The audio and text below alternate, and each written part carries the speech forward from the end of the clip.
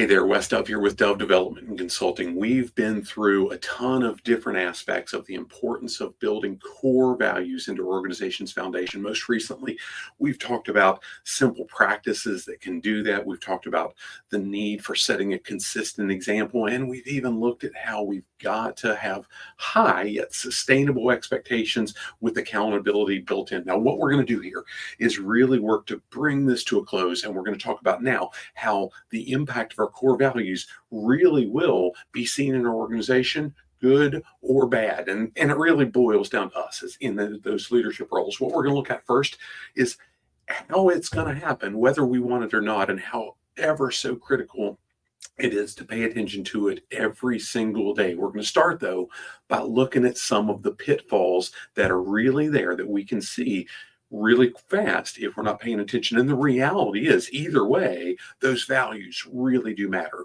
Is it the good that we're really instilling and building as that strong foundation that people flock to the organization?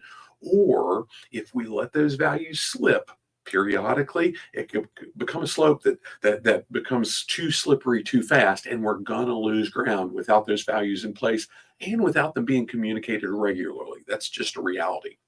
And here's the thing, every organization goes through change. People change. That's what turnover is all about.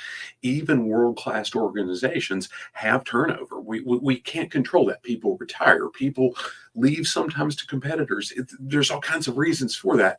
What we can never do, regardless of the reason, succession planning, whatever the case is, we can't allow the values to change unless they're not where we want them to be. And again, that's completely within our control.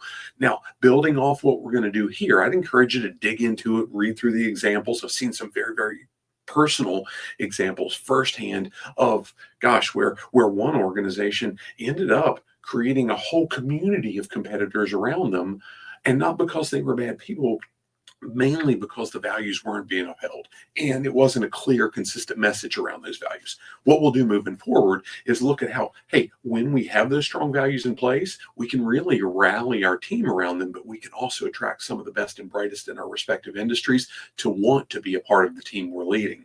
And I'll give some cool examples of that. We'll wrap this all up by looking at how, when we do those things, again, the best people are knocking on our doors even when it's not easy, even when it's hard work, because we're doing something that matters. And as we tie everything together here, what I'll do soon is walk through a specific framework that you can use in your organization that's very, very simple, very practical, very applicable to make sure those values are in place. Hope this serves you well. Now, if you've never done it, I want to challenge you yet again to work through the complimentary assessment that we've built. It's kind of a video quiz, if you will, that's 8 or 10 questions that really works to identify what are the things that are killing the profitability in your organization right now. I guarantee you we can tie it back to leadership, because that's where everything rises and falls, right?